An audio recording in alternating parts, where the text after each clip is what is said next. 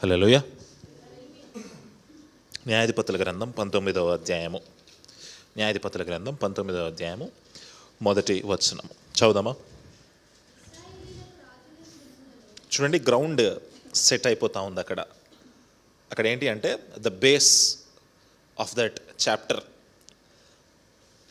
ఆ న్యాయాధిపతుల గ్రంథానికి ప్రాముఖ్యమైన మాట ఏంటి అంటే, ఆ దినములలో ఇజ్రాయేలుకు రాజు లేడు కాబట్టి ఎవడికి నచ్చిన పని వాడు చేస్తూ ఉన్నాడు. ఇక్కడ 19వ అధ్యాయంలో కూడా మళ్ళీ గ్రౌండ్ ఏం సెట్ అవుతా ఉంది అంటే, ఇశ్రాయేలీయులకు రాజు లేని దినములలో, ఇజ్రాయేలీయులకి ఫిజికల్గా రాజు లేడు కానీ దేవుడు రాజుగా ఉన్నాడు. వాళ్ళకి ఏదైనా సమస్య వచ్చినప్పుడు దేవుని దగ్గరికి వెళ్ళాలి, కానీ వాళ్ళు రాజు లేడు కదా, మాకు ఫిజికల్గా ఒక పర్సన్ మాకు కనపడట్లేదు కదా అని వాళ్ళకి నచ్చినట్టుగా వాళ్ళు బిహేవ్ చేస్తూ ఉన్నారు. ఇక్కడ కూడా ఒక లేవీయుడు, ఒక కొత్త లేవీయుడు, లాస్ట్ వీక్ మనం చూసిన లేవీయుడు కాకుండా ఒక కొత్త లేవీయుడు మనకు దర్శనమిస్తాడు. ఈ లేవీయుడు ఏం చేస్తా ఉన్నాడో చూద్దాం. చదవండి మళ్ళీ 19వ అధ్యాయం మొదటి వచనం మళ్ళీ ఒకసారి చదవండి.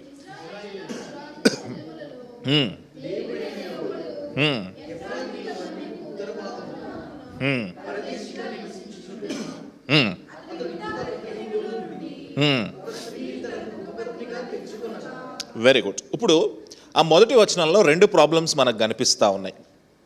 ఆ మొదటి వచనంలో మనకి రెండు ప్రాబ్లమ్స్ కనిపిస్తున్నాయి. చెప్తారా ఎవరైనా? అది కాకుండా రెండు ప్రాబ్లమ్స్ మనకు కనిపిస్తూ ఉన్నాయి. ఓకే, స్త్రీని ఉపపత్నిగా చేసుకున్నాడు, ఓకే, సెకండ్ వైఫ్గా చేసుకున్నాడు. ఇంకొక ప్రాబ్లం ఉంది. లేవీయుడు ఎలా ఉన్నాడు? ఎక్కడ ఉండాలి లేవీయుడు? దేవుని మందిరంలో పరిచర్య చేయాలి, లేదా దేవుని మందిరంలో పరిచర్య చేస్తున్న లేవీయులకు పరిచర్య చేయాలి. అలా కాకుండా కొన్ని 12 గోత్రాల్లో కొన్ని డెసిగ్నేటెడ్ ప్లేసెస్ ఉన్నాయి, ఆయా ప్రాంతాల్లో మాత్రమే లేవీయుడు ఉండాలి. కానీ ఈ లేవీయుడు ఏం చేస్తూ ఉన్నాడంటే ఊరూరా తిరుగుతూ ఉన్నాడు.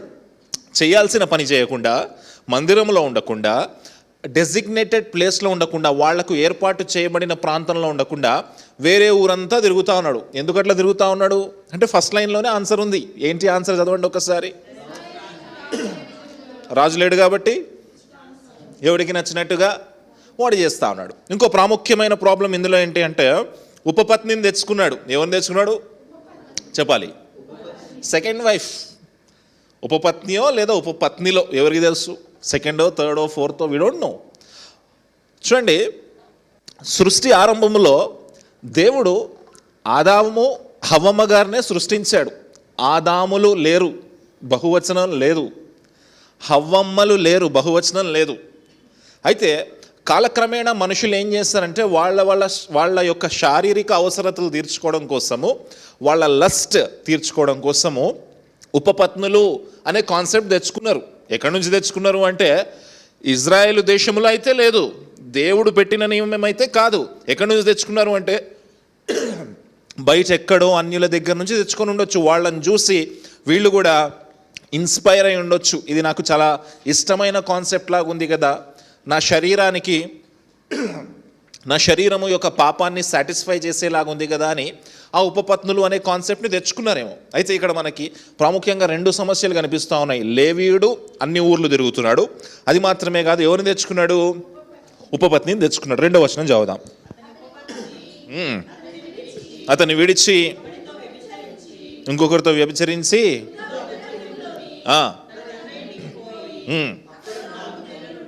Very good. ఇప్పుడు ఈవిడ గారు ఏం చేసింది? ఉపపత్ని గారు ఈయన విడిచిపెట్టి ఇంకో వ్యక్తితో వ్యభిచారం చేసింది.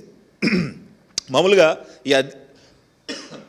ఏ అధ్యాయం చదువుతున్నా సరే నాకు పెద్దగా ఏమీ ఇబ్బంది అనిపించదు, కానీ ఈ అధ్యాయం చివరి వరకు చదువుతూ ఉండగా నేను చాలా డిస్టర్బ్డ్గా అనిపించింది అనమాట.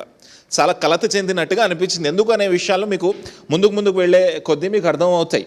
ఇక్కడ ఇజ్రాయేల్ ప్రజలకేమో రాజు లేడు, ఎవడికి నచ్చింది ఆడు చేస్తున్నాడు. లేవీయుడు ఏం చేశాడు? ఉండకూడని చోటు ఉన్నాడు, ఉపపత్నిని తెచ్చుకున్నాడు. ఇప్పుడు ఈ ఉపపత్ని గారు ఏం చేస్తూ ఉంది? ఆయనను విడిచిపెట్టి ఇంకొకళ్ళతో వ్యభిచారం చేస్తూ ఉంది, ఇంకొకళ్ళతో అక్రమ సంబంధం పెట్టుకుంది. మన సొసైటీలో కనిపిస్తాయి ఇవన్నీ, మన సొసైటీలో ఇవన్నీ కనిపిస్తూ ఉంటాయి. వాడేదో ఇష్టపడి రెండో పెళ్లి చేసుకుంటాడు, రెండో భార్యను తెచ్చుకుంటాడు, రెండో ఆమె ఉంచుకుంటాడు. ఆమె వీడితో సరిగా ఉంటుందా? ఉండదు. ఆమెకి ఇంకొక ఎఫ్ఐఆర్ ఉండొచ్చేమో. మొన్న బెంగళూరులో ఒక బెంగళూరులో ఒక ఫైర్ యాక్సిడెంట్ జరిగింది ఒక హోటల్లో. మీకు ఎంతమందికి తెలుసో తెలియదు కానీ బెంగళూరులో ఒక హోటల్లో ఫైర్ యాక్సిడెంట్ జరిగింది. ఏంటి అంటే ఒక ఆవిడ పెట్రోల్ పోసుకొని నిప్పంటించుకొని సూసైడ్ చేసుకుంది. ఏంటి అని స్టోరీలోకి వెళ్తే ఆమెకు పెళ్ళయింది, 2 పిల్లలు ఉన్నారు, చక్కటి భర్త, పిల్లలు 2 ఉన్నారు. ఆమె ఇంటి పక్కన ఉన్న ఒక వ్యక్తిని ప్రేమించింది. ఆ ఇంటి పక్కన ఉన్న వ్యక్తి ఈమె ఫ్రెండ్ని ఇంకొక ఆమెను ప్రేమించాడు. వాళ్ళిద్దరూ హోటల్లో ఉండగా ఈమె వెళ్ళి వాళ్ళని కన్ఫరెంట్ చేసింది, ఏంటి నువ్వు నన్ను ఇట్లా చేస్తున్నావు అని. అంటే వాళ్ళిద్దరు కలిసి ఈమెను కొట్టడానికి వస్తే ఈమె హర్ట్ అయిపోయి ఈమె కిరోసిన్ పోసుకొనో పెట్రోల్ పోసుకొనో తగిలించుకుంది. హోటల్ మొత్తం తగలబడిపోయింది. చూడండి, anything which is above 1 there is a problem. Bible భక్తుల జీవితాల్లో కూడా ఒకటి కంటే ఏదైనా ఎక్కువైనప్పుడు అక్కడ సమస్య ఉంది. అబ్రహాం గారికి ఏం చెప్పాడు దేవుడు ఏం వాగ్దానం చేశాడు? కుమారుని ఇస్తానడా? విన్నదా శరమ గారు? ఇంకొక దావీదుకి చక్కటి భార్యని ఇచ్చాడా దేవుడు? విన్నాడా? వినలే. తెచ్చుకున్నాడు, ఎంతమందిని కావస్తే అంతమందిని తెచ్చుకున్నాడు. సొలొమోన్ గారికి కూడా చక్కటి జ్ఞానం ఇచ్చాడు. ఒక్క భార్యతోటి ఆగొచ్చు కదా, ఆగలేదు, తెచ్చుకున్నాడు ఆయనకు నచ్చినంత. చూడండి, ఎక్కడైతే ఈ ఒకటి కంటే ఎక్కువ ఉందో అక్కడ సమస్య ఉంది. గుర్తుందా మీకు? ఎల్కానా గారు, హన్నమ్మ గారు 2 భార్యలు వారు. ఎల్కానా గారికి 2 భార్యలు ఉన్నారు, పిల్లలు పుట్టలేదని ఇంకొక ఆమెను తెచ్చుకున్నాడు. సమస్య ఉంది. వాళ్ళిద్దరి మధ్య సవతుల మధ్య కొట్లాట ఉంది, తోటికోడల మధ్య కొట్లాట ఉంది. బైబిల్ చరిత్రలో ఏ గొప్ప భక్తుడు జీవితం తీసుకున్నా సరే ఎనీథింగ్ +1 ఈజ్ అ ప్రాబ్లం. ఈ రోజుకి కూడా క్రైస్తవ విశ్వాసుల జీవితాల్లో మీకు ఒకటి కంటే ఎక్కువైందంటే సమస్య వస్తుంది. అక్కడ కొట్లాటలు వస్తాయి. మనిషి క్రూయల్గా మారిపోతాడు. అసలు ఊహించలేనంతగా మనిషి మారిపోతాడు. ఏవేవో ఆలోచన. మంచోడే, చిన్నప్పటి నుంచి సంఘంలోనే పెరిగాడు, మంచోడే, వాక్యంలోనే పెరిగాడు. కానీ పెళ్ళైన తర్వాత భార్యతో సరిగ్గా లేడు, ఇంకొక ఆమెను తెచ్చుకున్నాడు. మంచిదే, సంఘంలోనే పెరిగింది, వాక్యంలోనే పెరిగింది. పెళ్ళయింది, భర్తతో మంచిగా లేదు, ఇంకొక ఆయనను తెచ్చుకుంది, గొడవలు తెచ్చుకుంది, సంసారాన్ని పాడు చేసుకుంది.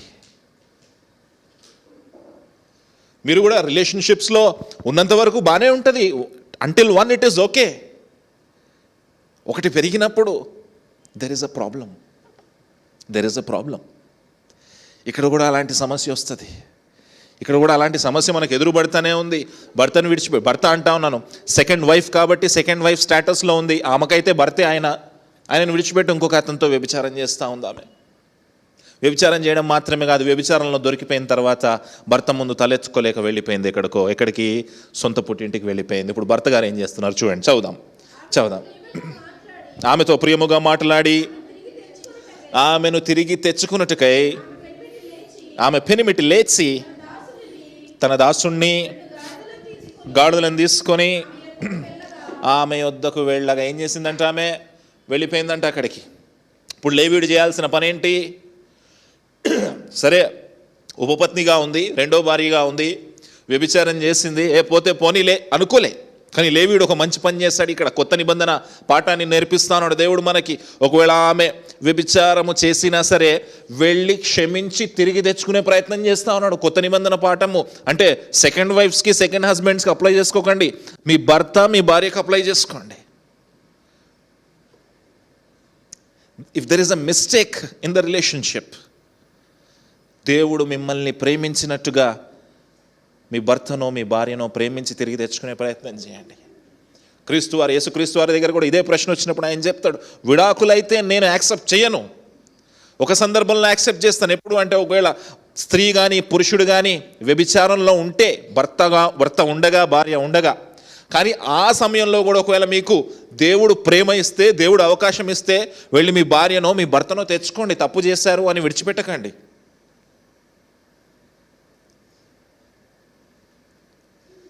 లేవీయుడు చేస్తూ ఉన్నాడు అక్కడ. లేవీయుడు చేసిన ఒక మంచి పని ఏంటయ్యా అంటే, ఆమె ఒకవేళ వ్యభిచారం చేసినా సరే, తప్పు చేసినా సరే ప్రియముగా మాట్లాడి తెచ్చుకుందామని వెళ్ళాడు. బహుశా అందంగా ఉంటుందేమో ఆమె, తన భార్య కంటే చాలా అందగత్తేమో ఆమె. తెచ్చుకోవడానికి వెళ్ళాడు. అక్కడ ఏం జరిగింది చదువుదాం.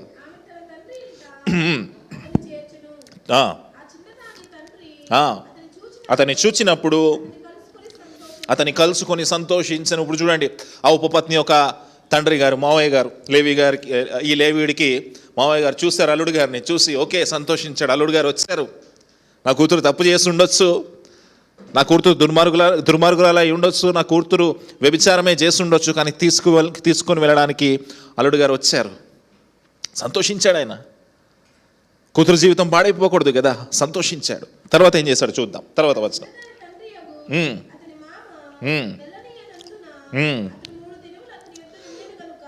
ఆ చిన్నదాని తండ్రి అతని మామ వెళ్ళనీయనందున అతను 3 దినములు అతని యొద్ద నుండెను. ఇప్పుడు చూడండి, మామగారి ఇంట్లో అల్లుడు గారు ఎన్ని రోజులు ఉన్నాడు? 3 రోజులు ఉన్నాడు. వెళ్ళనివ్వలేదు మామగారు. అత్తమామ ఇంటికి వెళ్తే భలే ఉంటుంది. మహేష్ చెప్పాలి, నేను మహేష్ లాంటి చెప్పాలి, బాగుంటుంది. అక్కడికి వెళ్తే అన్నీ వండి పెడతారు. నాన్ వెజ్ ఉంటుంది, ప్రేమ చూసుకుంటారు, మర్యాద ఉంటుంది. ఇంటి దగ్గర అయితే భార్య ఏకవచనంతో పిలుస్తుంది, మహేష్ అనొచ్చు, అక్కడైతే అల్లుడు గారు అని పిలుస్తారు. మంచి ప్రేమలు ఉంటాయి. 3 రోజులు ఉన్నాడు. తర్వాత ఏం జరిగింది చూద్దాం. అన్నపానములు పుచ్చుకొనొచ్చు అక్కడ నిలిచిరి. తర్వాత 4వ నాడు వెళ్ళుటకు మేలుకొనగా లేవసాగెను. పుచ్చుకొని తెప్పరిల్లిన తర్వాత వెళ్ళవచ్చునని అనగా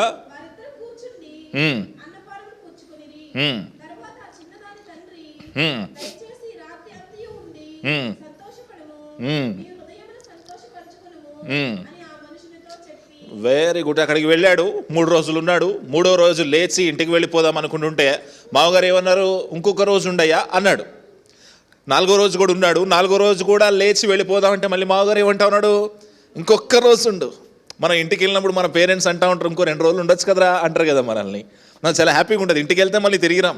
ఎస్పెషల్లీ అలా కూడా ఆంధ్ర వాళ్ళు ఉన్నారు, ఇక్కడ ఇంటికి వెళ్ళిరంటే అక్కడ ఉండిపోవద్దు అవుతుంది. ఇక్కడ ఉద్యోగం పోయినా పర్వాలేదు, మనకి ఇల్లు చాలా ఇంపార్టెంట్. ఇక్కడ వ్యాపారం పోయినా పర్వాలేదు, మనకి ఇల్లు చాలా ఇంపార్టెంట్.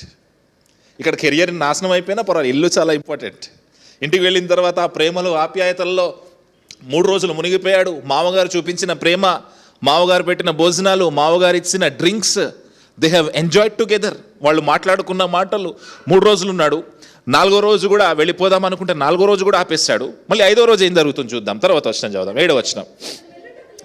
లేచినప్పుడు అతని మామ బలవంతము చేయగా మళ్ళీ అక్కడే ఉన్నాడంట సార్. యవనస్తులకి, ముఖ్యంగా అబ్బాయిలకి మెసేజ్ ఏంటి అంటే, ఎక్కువ రోజులు అత్తగారింట్లో ఉండొద్దు, లోకు అయిపోతాం. దేవుని వాక్యం చెప్తా ఉంది ఇది. అబ్రహాము కొడుకుకి రిష్తా చూడమన్నాడు, మ్యాచ్ చూడమన్నాడు. ఎవరికి చెప్పాడు? ఎలియాజర్కు చెప్పాడు. ఎలియాజర్ పరిగెత్తుకుంటూ వెళ్ళాడు. రిబ్కా కనిపించిన తర్వాత ఎలియాజర్ ఏమన్నాడు తెలుసా? నీవు తక్షణమే బయలుదేరి నాతో పద అన్నాడు. వెంటనే అన్నాడు. కొన్ని రోజులు మనం ఉండి ఎంజాయ్ చేద్దాం అనలే. మీ ఇంట్లో ఏమేం బాగుంటుంది, మీ మమ్మీ బిర్యానీ బాగుంటుందా అనలే. కానీ రిబ్కా వాళ్ళ తల్లిదండ్రులు, రిబ్కా వాళ్ళ అన్నదమ్ములు ఏమన్నారు తెలుసా? ఒక 10 రోజులు ఉండండి అయ్యా, ఒక 10 రోజులు ఉండండి అన్నారు. అప్పుడు ఎలియాజర్ ఏమంటాడు తెలుసా? లేదు, దేవుడు నా ప్రయాణాన్ని సఫలపరిచాడు, దేవుడు నా ఉద్దేశాన్ని సఫలపరిచాడు కనుక నేను ఉండను, నేను లేచి వెళ్ళిపోతాను ఇప్పుడు అని అప్పుడే ఇమీడియట్గా రిబ్కాని తీసుకొని వెళ్ళిపోతాడు. తమ్ముళ్ళు, మీకే చెప్పేది, మ్యారేజెస్ అయిన వాళ్ళు ఉన్నారు, మ్యారేజెస్ కాబోతున్న వాళ్ళు ఉన్నారు. అత్తగారి ఇంట్లో ఎక్కువ రోజులు ఉండొద్దు. లోకు అయ్యేంత వరకు అత్తగారింట్లో ఉండొద్దు. అల్లుడు గారు కాస్త అల్లుడు గాడు అయ్యేంత వరకు ఉండొద్దు. అవును, వాళ్ళు ప్రేమతో బలవంత పెడతారు. అవును, వాళ్ళు ప్రేమగా చూసుకుంటారు. అవును, వాళ్ళు అద్భుతంగా మిమ్మల్ని గౌరవిస్తారు. కానీ అది వాక్యానుసారమో కాదు. You have responsibilities to take care. ఇక్కడ మీ బాధ్యతలు ఉన్నాయి, ఇక్కడ మీ సంసార జీవితం ఉంది, ఇక్కడ మీరు చేయాల్సిన పనులు చాలా ఉన్నాయి. మీరు అక్కడే ఉండిపోవడానికి వీలు లేదు. చూడండి, బైబిల్ ఎంత చిన్న చిన్న విషయాల్ని కూడా నేర్పిస్తూ ఉంది. ఇక్కడ బలవంత పెడతా ఉన్నాడు. 5వ రోజు అయిపోయిన తర్వాత చూడండి. 5వ దినమున లేచినప్పుడు బలపరుచుకునమని చెప్పినందున మళ్ళీ 5వ రోజు కూడా ఏం జరిగింది? మళ్ళీ మావగారు బలవంత పెట్టాడు. బహుశా నేను అనుకుంటాను, మావగారి కూతురు అంటే చాలా ఇష్టమేమో, అల్లుడు గారి కంటే కూతురు అంటే చాలా ఇష్టమేమో. తొందరగా పంపించడం ఇష్టం లేక అల్లుడు గారిని బలవంత పెడతా ఉన్నాడు, ఉండండి ఇంకొక రోజు. అట్లా 5 రోజులు అయిపోయింది. 5 రోజుల తర్వాత ఏం జరిగింది చూద్దాం.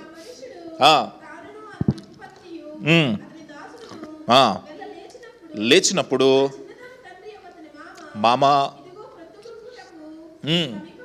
సమీపమాయను, ఉండుము, రాత్రి గడుపుము,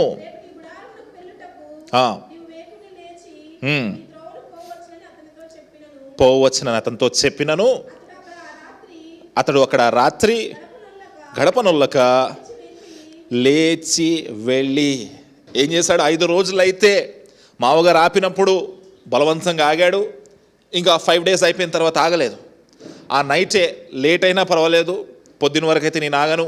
పొద్దున్న లేస్తే మళ్ళీ మా మామ మళ్ళీ డ్రింక్స్ అంటాడు, మళ్ళీ భోజనాలు చేస్తున్నాడు, పొద్దున్నే మటన్ చేస్తాడు, మళ్ళీ దాన్ని చూసి నేను ఆగిపోయి తినేసి పడుకొని మళ్ళీ సాయంత్రం అయిపోతుంది. ఇదే కంటిన్యూ అవుతుంది కాబట్టి ఇంకా నేను ఉండను అని నైట్ లేచి బయలుదేరిపోయాడు. గుర్తుందా? స్టార్టింగ్లో తనతో పాటు ఒక యవనస్తుని తెచ్చుకున్నాడు. స్టార్టింగ్లో తనతో పాటు ఒక దాసుడిని 2 గాడిదలను తెచ్చుకున్నాడు ఈ లేవీయుడు. ఇప్పుడు ఏం చేస్తున్నాడు? ఈ గాడిదల మీద తన ఉపపత్ని, తన దాసుడు తిరిగి వెళ్ళిపోతా ఉన్నాడు. రాత్రే వెళ్ళిపోతా ఉన్నాడు. చదవండి. అతడు అక్కడ ఆ రాత్రి గడపనొల్లక లేచి వెళ్ళి యెబూసను యెరూషలేము ఎదుటకు వచ్చాను. ఎక్కడికి వచ్చారు? యెబూసీయులు నివసించే యెరూషలేముకు వచ్చారు. ఈ సందర్భం ఎప్పుడైతే జరుగుతూ ఉందో అప్పటికి యెరూషలేము ప్రాంతంలో, కనానులో ఉన్న యెరూషలేము ప్రాంతంలో యెబూసీయులు నివసిస్తూ ఉన్నారు. యెరూషలేము ప్రాంతంలో యెబూసీయులు నివసిస్తూ ఉన్నారు. ఎందుకంటే యెరూషలేము ప్రాంతము ఏ గోత్రానికైతే ఇవ్వబడిందో వాళ్ళు ఇంకా యెబూసీయులను వెళ్ళగొట్టలేదు. అది ఇంకా అన్య ప్రాంతముగానే ఉంది, అన్యులు నివసిస్తున్న ప్రాంతముగానే ఉంది. ఎప్పటి వరకు ఉందయ్యా అంటే దావీదు యెరూషలేముని యెబూసీయుల మీద యుద్ధం చేసి యెరూషలేముని క్యాప్చర్ చేసుకొని అక్కడ ఆయన ఆ నగరాన్ని కట్టేంత వరకు కూడా అలాగే ఉంది. కనానీయులకు వాగ్దాన భూమిని ఇచ్చాడు, అందులో ఉన్న వాళ్ళని వెళ్ళగొట్టాలని స్వాధీనపరచుకోమన్నాడు. కానీ యెరూషలేములో ఉన్న యెబూసీయులను మాత్రం వీళ్ళు వెళ్ళగొట్టలేదు. ఇప్పుడు ఈ లేవీయుడు తన ఉపపత్ని, తన దాసుని తీసుకొని అదే దారిలో వెళుతూ ఉన్నాడు. అదే దారిలో వెళుతూ ఉన్నప్పుడు యెరూషలేము ఎదురైంది. యెరూషలేములో ఎవరున్నారు? యెబూసీయులు ఉన్నారు, అన్యులు ఉన్నారు. ఇప్పుడు అక్కడ అతను ఉండడం సేఫ్ కాదా? ఏం చేస్తాడో చూద్దాం. తర్వాత వచనం చదువుదాం. గాడిదలను ఉండెను, సమీపించినప్పుడు కనుక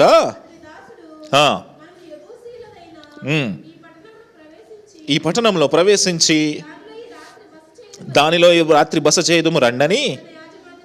చూడండి, ఆ దారిలో వెళ్తూ ఉంటే ఈ ఏరియాలో మనం బస చేద్దాం అన్నాడు. ఈ ఏరియాలో మనం బస చేద్దామని చెప్పి దాసుడు చెప్పాడు. కానీ యజమాని ఏం చేశాడు? చూడండి 12వ వచనంలో, అన్యుల పట్టణమును. చూడండి, ఇప్పుడు ఈ లేవీయుడు ఏమంటా ఉన్నాడంటే ఇది ఇజ్రాయేలీయుల పట్టణము కాదు, ఇక్కడ మా 12 గోత్రాలలో ఉన్న వాళ్ళు ఎవరు నివసించట్లేదు. 12 అంటే ఒక 2 అర్ధ గోత్రాలు, మొత్తం 13 గోత్రాలు అనుకుందాం. మా వాళ్ళు ఎవరు లేరు కాబట్టి అన్యుల ప్రాంతానికి వెళ్ళడం ఈ టైంలో సేఫ్ కాదు. కాబట్టి అన్యుల ప్రాంతానికి ఈ టైంలో మనం వెళ్ళడం సేఫ్ కాదు. కాబట్టి ఆయన ఏమన్నాడు? ఏం ఆప్షన్ ఇచ్చాడు? చూడండి తర్వాత, గిబియా వరకు ప్రయాణము చేయుదుమా నేను. చూడండి అందరు, ఇది చూడండి. మామ ఇంట్లోంచి రాత్రి బయలుదేరాడు, చాలా లేట్ అయిపోయింది. వెళ్తూ ఉంటే యెబూసీయుల ప్రాంతం వచ్చింది, యెరూషలేం ప్రాంతం వచ్చింది. ఇక్కడ అన్యులు ఉన్నారు కాబట్టి ఇక్కడ మనం బస చేయడం మనకి సేఫ్ కాదు. మనతో లేడీ ఉంది కాబట్టి మనం ఎక్కడ పడితే అక్కడ ఉండడానికి వీలు లేదు. ముందుకు వెళదాం. గిబియా అనే ప్రాంతం ఉంది. ఆ గిబియా అనే ప్రాంతంలో మన వాళ్ళే ఉంటున్నారు, మన ఇజ్రాయేలు ప్రజలే ఉంటున్నారు. మనము కొంచెం దూరం ప్రయాణం చేస్తే గిబియాకి వెళ్ళిపోతాం, అక్కడ బస చేద్దామని చెప్పాడు. ఏం జరిగింది చూద్దాం. తర్వాత వచనం. మరియు అతడు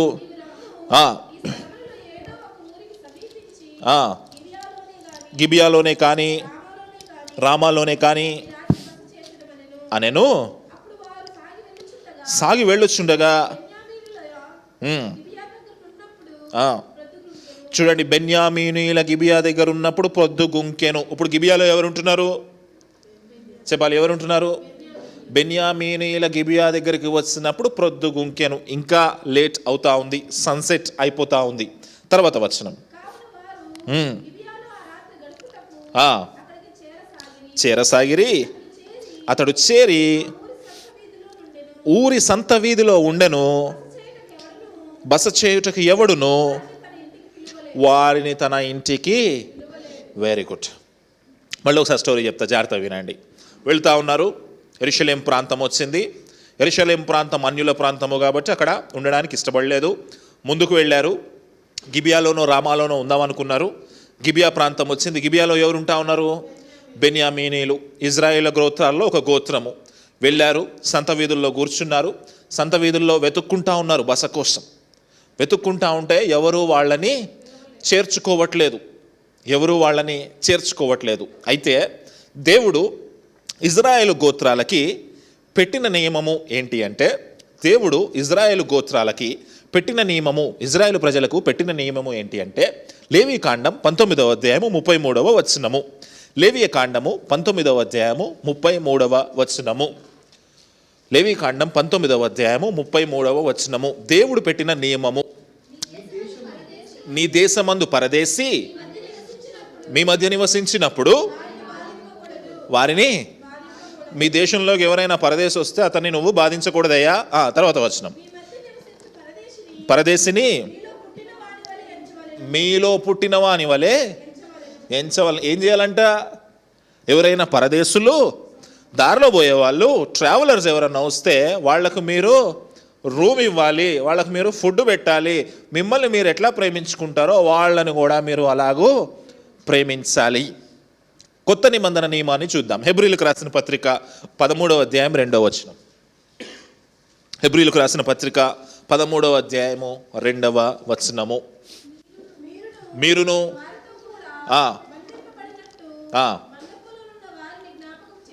చేసుకొనుడి గనుక 13:2 చదువుతున్నారా? చదవండి. చేసుకొనుడి 13:2 చదువుతున్నారా? ఓకే, చూడండి. ఇక్కడ లేవీకాండంలో దేవుడు చాలా స్ట్రిక్ట్గా పెట్టిన నియమం ఏంటి అంటే, ఎవరైనా పరదేశులు అటువైపుగా వెళుతూ ఉంటే గనక వారిని మీరు జ్ఞాపకం చేసుకోండి, వారికి మీరు ఆతిథ్యాన్ని ఇవ్వండి అని. అంటే ఒకవేళ మీ ఇంటికి గెస్ట్స్ ఎవరైనా వస్తే వాళ్ళకి మీరు ఆతిథ్యం ఇస్తారా, బయటికి పంపించేస్తారా? ఇది చూడండి అందరూ, వారికి మీరు ఆతిథ్యం ఇస్తారా, బయటికి పంపించేస్తారా? ఇక్కడ వీళ్ళ ఊరికి, గిబియాలో ఉన్న బెన్యామీనీల ఊరికి గెస్ట్స్ వచ్చారు, పరదేశులు వచ్చారు. వాళ్ళు ఏం చేస్తున్నారు? సంత వీధుల్లో కూర్చున్నా సరే బస చేయుటకు ఎవడునూ వారిని తన ఇంటికి పిలువలేదు. ఎవరు పిలవట్లేదు. ఎందుకు పిలవట్లేదు అంటారు? ఏమై ఉండొచ్చు రీజన్? దేవుడు ఏం చెప్పాడు? మీ దేశమునకు ఎవరైనా పరదేశి వస్తే వారిని మీ ఇంట చేర్చుకోండి, వారికి ఆతిథ్యం ఇవ్వండి, వారిని మిమ్మల్ని మీరు చూసుకున్నట్టే వాళ్ళని కూడా మీరు చూసుకోండి, ఫుడ్ ఇవ్వండి. కానీ ఇక్కడ వీళ్ళని చేర్చుకోవట్లేదు. ఎందుకు చేర్చుకోవట్లేదు అంటారు? ఆన్సర్ ఏమై ఉండొచ్చు? మొదటి వచనమే ఆన్సర్. ఏంటి మొదటి వచనము? ఇజ్రాయేల్ ప్రజలకి ఇక రాజే లేడంటే ఇక వాక్యం ఎక్కడిది? వాళ్ళకి రాజే లేడంటే ధర్మశాస్త్రం ఎక్కడిది? ఎవడికి నచ్చింది వాడు చేస్తున్నాడు. అరే పరదేశి అటు వెళుతూ ఉన్నాడే, ఇబ్బంది పెడతా ఉన్నాడే, పక్కన స్త్రీ ఉందే, ఆతిథ్యం ఇద్దాము, ఇంట్లో ఒక రూమ్ ఇద్దామని ఎవరికి లేదు. ఎవరికి నచ్చింది వాళ్ళు చేసుకుంటూ పోతూ ఉన్నారు. ఇప్పుడు ఆలోచన చేయండి, మన క్రైస్తవ జీవితంలో మన దగ్గరకు వస్తా ఉన్న గెస్ట్స్ని మనం ఎట్లా ట్రీట్ చేస్తున్నాం? How you are treating your guests? మన ఇంటికి వచ్చిన గెస్ట్ని ఎట్లా ట్రీట్ చేస్తున్నాం? మంచిగా ట్రీట్ చేస్తున్నామా? Yes or no? మంచిగా ట్రీట్ చేస్తున్నామా? మన ఇంటికి వచ్చిన అతిథులను మనం మంచిగా ట్రీట్ చేస్తున్నామా లేదా? అయితే మీకు ఒక మంచి వాక్యాన్ని నేను చూపిస్తా. మన ఇంటికి వచ్చిన గెస్ట్స్ని, మనకి ఇంటికి వచ్చిన అతిథుల్ని మనం ఎట్లా ట్రీట్ చేస్తున్నామో ఆ వాక్యం చదివితే మీకు అర్థమైపోతుంది. యాకోబు రాసిన పత్రిక 2వ అధ్యాయం 2వ వచనం. యాకోబు పత్రిక 2వ అధ్యాయము 2వ వచనము. 2వ అధ్యాయం 2వ వచనం. అందరు తీసారా? అందరు చదవండి, బాగుంటుంది. ఎలాగనగా బంగారు ఉంగరం పెట్టుకొని ప్రశస్త వస్త్రములు ధరించుకొని ఒకడు మీ సమాజ మందిరంలోకి వస్తున్నాడు. ఎట్లా వస్తున్నాడు వాడు? ఫస్ట్ ఏం ధరించుకున్నాడు? బంగారు ఉంగరం అంటే ఏమై ఉంటాడు? Rich man. ప్రశస్తమైన వస్త్రం ధరించుకున్నాడు. వాడు మీ సమాజ మందిరంలోకి వస్తున్నాడు. ఓకే, తర్వాత ఇప్పుడు సెకండ్ పర్సన్ కనిపిస్తున్నాడు. మురికి బట్టలు కట్టుకొనినా దరిద్రుడు. అంటే ఇతను ఎవరు? ఫస్ట్ ఎవరు? సెకండ్ ఎవరు? మీ సమాజ మందిరంలోకి, మీ ఇంటిలోకి ఒక రిచ్ పర్సన్ వస్తున్నాడు, ఒక పూర్ పర్సన్ వస్తున్నాడు. తర్వాత చదవండి. వచ్చిన ఎడల మీరు ప్రశస్త వస్త్రము ధరించుకునే వాని చూచి సన్మానించి నీవిక్కడ మంచి స్థలమందు. ఇప్పుడు చూడండి, మీ ఇంటికి బాగా డబ్బులున్న వాళ్ళు వచ్చారంటే వాడికి ఏ రూమ్ ఇస్తాము? ఏసీ ఉన్న రూమ్ ఇస్తాం. ఇంటికి దరిద్రుడు వచ్చాడు అనుకోండి, తర్వాత వచనం చదవండి, భలే అద్భుతంగా ఉంటుంది. ఆ దరిద్రుడితో నువ్వు ఎక్కడ ఉండాలి? రిచ్ పర్సన్కి అయితే అందులో ఏసీ ఉంది, అందులోకి వెళ్ళన్నా, అందులో బాత్రూమ్ కూడా చాలా బాగుంటుంది. దరిద్రుడు వస్తే నువ్వు అక్కడ మూలకు కూర్చో. రిచ్ పర్సన్ వస్తే మంచి ప్లేట్లో భోజనం, పేదవాడు వస్తే ఆకులో భోజనం. ఇప్పుడు చెప్పండి ఆన్సర్ నాకు. మీ ఇంటికి వచ్చిన అతిథుల్ని మీరు ఎట్లా చూసుకుంటా ఉన్నారు? యాకోబు పత్రిక రాస్తూ చూసారా, బైబిల్ ఎంత చక్కటి చిన్న చిన్న డీటెయిల్స్ని కూడా ఎక్స్ప్లెయిన్ చేస్తూ ఉంది. అత్తగారింట్లో ఎక్కువ రోజులు ఉండొద్దని చెప్పింది, ఫస్ట్ పాయింట్. రెండో పాయింట్ ఏంటంటే, ఇంటికి వచ్చిన అతిథిని వాడి డబ్బును బట్టి, వాడి స్థాయిని బట్టి వాడిని నువ్వు గౌరవించొద్దు అని చెప్తుంది. నిన్ను నువ్వు ఎట్లా గౌరవించుకుంటావో ఎదుటి వ్యక్తిని కూడా అట్లనే గౌరవించి అంటుంది. డబ్బున్నోడిని ఒకలాగా, డబ్బు లేనోళ్ళు ఒకలాగా చూడొద్దు అంటుంది. భ్రష్టమైన పరిస్థితి ఏంటంటే మనం అట్లానే చూస్తాం. భ్రష్టమైన పరిస్థితి మనం అట్లానే చూస్తాం. రిచ్ మ్యాన్ ఒకలాగా, పూర్ మ్యాన్ ఒకలాగా, ధనవంతుడిని ఒకలాగా, డబ్బు లేనుడిని ఒకలాగా. ఎదుటి వ్యక్తి ఉన్న పరిస్థితిని బట్టి తీర్పు తీరుస్తాం.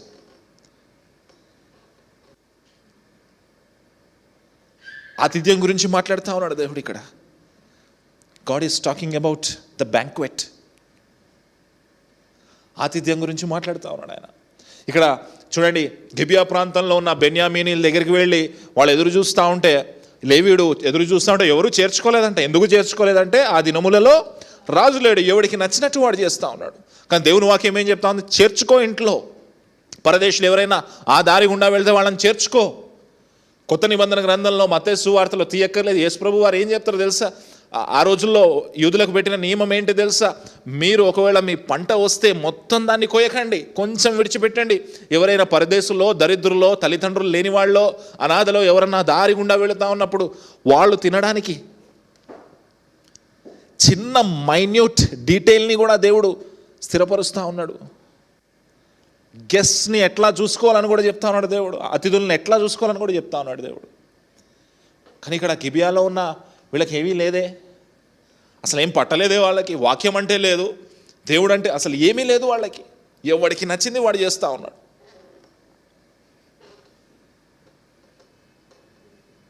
ఇప్పుడు ఆలోచించండి, దేవుడు మన జీవితాల్లో ఉన్న చిన్న చిన్న విషయాల్ని కూడా ఎంత డీటెయిల్డ్గా అబ్జర్వ్ చేస్తున్నాడు. చిన్న చిన్న విషయాల్ని కూడా డీటెయిల్డ్గా అబ్జర్వ్ చేస్తూ ఉన్నాడు ఆయన.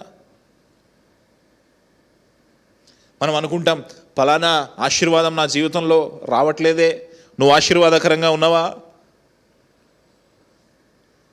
ఫలానా మేళ్ళు నాకు రావట్లేదే, నువ్వు మేలకరంగా ఉన్నావా? లాస్ట్ వీక్ సండే మనం చదువుకున్నాం, యథార్థంగా ప్రవర్తించు వానికి ఆయన ఏ మేలును కొదువ చేయడు. మేలు ఎవరికి కొదువ చేయడు? ఆయన బ్లెస్సింగ్స్ ఇస్తాడండి, ప్రాస్పెరిటీ ఆయన దగ్గర ఉంది. కానీ ఎవరికి ఇస్తాడు బ్లెస్సింగ్స్? యథార్థముగా నడుచుకున్న వాడికి మాత్రమే. కానీ సంఘాల్లో ఏం జరుగుతూ ఉంది?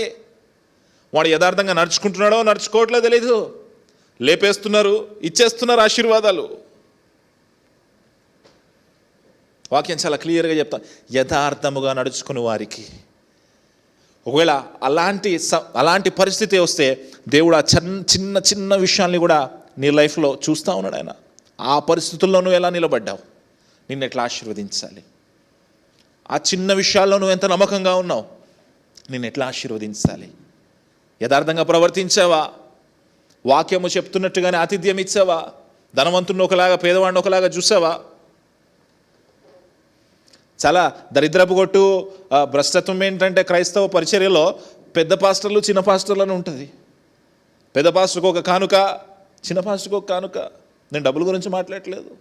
దేవునికి స్తోత్రం. ఈ రోజు వరకు నేను పిలిచిన ఏ సేవకుడికైనా ఒకే కానుకిచ్చి పంపించాను. హల్లెలూయా. పెద్దోడు వచ్చాడు కాబట్టి ఇంత, చిన్నోడు వచ్చాడు నో నో నో నో. మనుషుల్లో ఉంటాయి తారతమ్యాలు, దేవుని పరిచర్యలో తారతమ్యాలు లేవు. దేవుడు మాట్లాడుతూ ఉన్నాడు, తమ్ముడు చెల్లి మనతోటి. ఇక్కడ లేవీయుడు వెళ్ళి ఆ సంత వీధుల్లో కూర్చున్నప్పుడు ఎవరు ఇవ్వలేదంట, ఆతిథ్యం ఇవ్వలేదంట. ఎవరు ఆతిథ్యం ఇవ్వలేదు. ఏం జరిగింది చూద్దాం. 16వ వచనం. ఆ చోటి మనుష్యులు బెన్యామీనీయులు సాయంకాలమున ఒక ముసలివాడు పొలములోని తన పని నుండి వచ్చెను. వచ్చి చూడండి, ఆ ప్రాంతంలో, గిబియా ప్రాంతంలో, బెన్యామీనీలు ఉన్న ప్రాంతంలో ఒక అతను ఎక్కడో వేరే చోటు నుంచి వలస వచ్చాడంట. ఒక ముసలాయన పొలం పని చేసుకొని తిరిగి ఇంటికి వెళుతూ ఉన్నాడు. తిరిగి ఇంటికి వెళ్తూ ఉంటే సంత వీధుల్లో ఎవరు కనిపించారు? వీళ్ళు ముగ్గురు కనిపించారు. లేవీయుడు ఉపపత్ని, అతని గాడిదలు, ఇంకో యవనస్తుడు దాసుడు. ముసలాయన చూసి ఏం చేశాడు చూద్దాం. 17వ వచనం. అతడు కనులెత్తి చూచి, ఎక్కడికి వెళుతున్నావు, ఎక్కడి నుంచి వచ్చావు? Very good. ఒక ముసలాయన పట్టించుకున్నాడు. ఆఖరికి ఆ ఊర్లో ఎవరు పట్టించుకోలేదు, ఆ ఊర్లో ఎవరికి వాక్యం అక్కర్లేదు, ఆ ఊర్లో ఎవరికి దేవుడు అక్కర్లేదు, కానీ ఒక ముసలాయన మాత్రం పట్టించుకున్నాడు. అడిగాడు వాళ్ళని, ఎక్కడి నుంచి వచ్చావు? కొత్తగా కనిపిస్తున్నారు వీళ్ళు, గెస్ట్ లాగా కనిపిస్తున్నారు వీళ్ళు. ఎక్కడి నుంచి వచ్చావు, ఎక్కడికి వెళుతున్నావు? తర్వాత వచనం. యూదా బెత్లెహేము నుండి వెళ్ళుచున్నాము, నేను అక్కడ వాడను పోయి ఉంటిని, ఇప్పుడు యెహోవా మందిరమునకు వెళ్ళుచున్నాను, ఎవడును తన ఇంట నన్ను చేర్చుకొనలేదు అని. నేను 18వ వచనంలో చాలా క్లియర్గా ఒక మాట ఉంది చూడండి. ఇప్పుడు యెహోవా మందిరానికి వెళుతా ఉన్నాను. ఎక్కడికి వెళ్తున్నాను? నిజంగా యెహోవా మందిరానికి వెళ్తున్నాడా? లేవీయుడు ఎక్కడ ఉండాలి? దేవుని మందిరం దగ్గర ఉండాలా? ఇక్కడైతే ఏం చెప్తున్నాడు? నేను దేవుని మందిరానికే వెళుతున్నానని చెప్తున్నాడు. కానీ నిజంగా వెళ్తున్నాడా లేదా? ముందుకు వెళ్ళి చూద్దాం. 19వ వచనం. అయితే మేతయు నాకును నా పనికత్తెకును నా నౌకర్లకును ఆహారము ద్రాక్షరసము ఉన్నవి, ఏది తక్కువ లేదని. చూడండి, లేవీయుడు ఏం చెప్తున్నాడో తెలుసా? నాతో ఉన్న గాడిదలకు మేత ఉంది, నా దగ్గర ఆహారం ఉంది, ద్రాక్షరసం సరిపడా ఉంది, కానీ ఉండడానికి చోటు మాత్రమే లేదు. అది నువ్వు ఇవ్వగలవా అని ఆ వ్యక్తిని అడుగుతున్నాడు. తర్వాత వచనం చదువుదాం. ఆ ముసలివాడు, నీకు క్షేమమగునుగాక, నీకేవైనా తక్కువైన ఎడల వాటి భారము నా మీద ఉంచుము. ఎందుకు? ముసలాయనకు బహుశా వాక్యం తెలుసేమో, ఆతిథ్యం తెలుసు. ఏమంటుండో తెలుసా? నీ దగ్గర అన్నీ ఉన్నాయి, ఓకే, ఒకవేళ ఏదైనా తక్కువ పడితే ఆ బిల్ నేనే కడతాను. పక్క వాళ్ళ బిల్స్ ఎప్పుడన్నా కట్టారా మీరు? ఎప్పుడన్నా పక్క వాళ్ళ బిల్ కట్టారా? ముసలాయన అంటున్నాను, నీ బిల్ నేను చూసుకుంటా, ఇట్ ఈస్ ఆన్ మీ. భయపడక, ఏదైనా కొదువుగా ఉన్నా సరే నేను చూసుకుంటా. తర్వాత వచనం. మెట్టుకు వీధిలో రాత్రి గడపకూడదని చెప్పి ఏం చెప్పాడు ముసలాయన? ఇప్పటి వరకు కన్వర్జేషన్ చాలా బాగుంది. ఒక పాయింట్ మీకు గుర్తు చేస్తాను. ఆయన లేవీయుడు దారిలో వెళ్తా ఉన్నాడు. ఏ దేశం కనపడింది? యెరూషలేం కనపడిందా? యెరూషలేంలో ఎవరుంటున్నారు? యెబూసీయులు, ఇజ్రాయేల్ ప్రజల, అన్యుల? ఆ అన్యులకు భయపడి ఈయన ఎక్కడికి వచ్చాడు? ఇప్పుడు గిబియాకు వచ్చాడు. గిబియాలో ఉండేవారు ఎవరు? వీళ్ళు ఇజ్రాయేల్ ప్రజల, అన్యుల? ఇజ్రాయేల్ ప్రజలే కదా, సేఫే కదా. కానీ ముసలాయన ఏమంటున్నాడు చూడండి, మెట్టుకు వీధిలో నువ్వు రాత్రి గడపకూడదని వార్నింగ్ ఇస్తున్నాడు. నువ్వు నైట్ టైం ఇక్కడ ఉండకూడదు. ఎందుకు ఉండకూడదు? ఇజ్రాయేల్ ప్రజలే కదా. సేఫ్టీ లేకపోవడం ఏంటి ఇజ్రాయేల్ ప్రజల్లో? అన్యుల దగ్గర సేఫ్టీ ఉండదనే కదా ఇక్కడికి వచ్చాడు. కానీ ముసలాయన ఏం వార్నింగ్ ఇస్తున్నాడు? నువ్వు ఈ నైట్ ఇక్కడ ఉండడం కరెక్ట్ కాదు, పదా మన ఇంటికి వెళ్దాం అంటున్నాడు. ఇక్కడ ఉండడం కరెక్ట్ కాదు అంటే ముసలాయనకి ఏదో తెలుసు. There is something happening in that place. ఏదో జరుగుతూ ఉంది ఆ ప్రాంతంలో, ఏదో దుర్మార్గమైన పని జరుగుతూ ఉంది ఆ ప్రాంతంలో. నువ్వు ఇక్కడ ఉండడానికి కరెక్ట్ కాదయ్యా, ఈ టైంలో ఇక్కడ ఉండకూడదు, పదా మా ఇంటికి వెళ్దాం. చూడండి ఏం జరుగుతుంది, చూడండి తర్వాత వచనం చూడండి. చేర్చుకొని మేత సిద్ధపరచెను, అన్నపానములు పుచ్చుకొనిరి. Very good. ఇంటికి వెళ్ళారు, ఇంట్లో ఉన్నారు.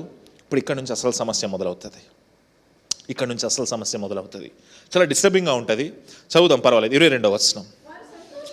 వారు సంతోషించుచుండగా ఆ ఊరి వారిలో కొందరు పోకిరీలు ఆ ఇల్లు చుట్టుకొని తలుపు కొట్టి ఏం చేశారంట, వాళ్ళు సంతోషంగా గడుపుతూ ఉంటే ఆ ఊరిలో ఉన్న కొంతమంది పోకిర్లు ఈయన ఇంటి చుట్టూరు చేరి తలుపు ఇట్లా కొట్టట్లే, బద్దలు కొట్టేస్తున్నారు తలుపుని. ముసలైన నువ్వు నైట్ టైం ఇక్కడ ఉండడం మంచిది కాదని ఎందుకన్నాడు తెలుసా? ఆ ముసలైన నైట్ టైం ఇక్కడ ఉండడం మంచిది కానీ ఎందుకన్నాడు తెలుసా? ఆ ఊరిలో పోకరీలు ఉన్నారు, ఆ ఊరిలో దుర్మార్గులు ఉన్నారు. ఎట్లాంటి దుర్మార్గులు ఉన్నారంటే, జాగ్రత్తగా చదవని తర్వాత మాట, నీ ఇంటికి వచ్చిన మనుష్యుని మేము ఎరుగునట్లు అతని బయటికి తెమ్మని ఇంటి యజమానుడైన. ఇది చూడండి, జాగ్రత్త వినాలి. వీళ్ళు లోపల ఆతిథ్యం తీసుకొని సంతోషంగా ఉన్నారు. పోకరీలు వచ్చి తలుపు బాదుతూ ఉన్నారు. తలుపు బాదంగానే ముసలాయన బయటకు వచ్చాడు. బయటకు వచ్చి ఏంటి అని అడిగితే వాళ్ళు ఏమంటారు తెలుసా? మీ ఇంటికి వచ్చిన మనుష్యుని మేము ఎరుగునట్లు. మీ ఇంటికి వచ్చి ఒక మనిషి వచ్చాడు కదా, ఆ మనిషిని మేము ఎరుగునట్లు అంటే బైబిల్ లాంగ్వేజ్లో అతనితో సెక్స్ చేయడం కోసం. ఎరుగునట్లు అంటే అతను బయటకు తీసుకురా, మేము అతను ఇంటర్వ్యూ చేస్తాం, పాడ్కాస్ట్ చేస్తాం అనట్లే వాళ్ళు. బైబిల్ లాంగ్వేజ్లో అతని ఎరుగునట్లు అంటే అతని బయటకు వస్తే మేము అతనితో సెక్స్ చేస్తాం. వీళ్ళు ఎవరు బయట ఉన్న వాళ్ళు? పోకరీలు. అబ్బాయిలు అయి ఉంటారా, అమ్మాయిలు అయి ఉంటారా? అబ్బాయిలు. ఎవరిని రమ్మంటున్నారు బయటికి?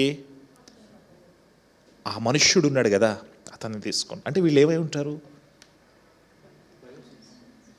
ఏమై ఉంటారు వీళ్ళు? హోమోసెక్షువల్స్.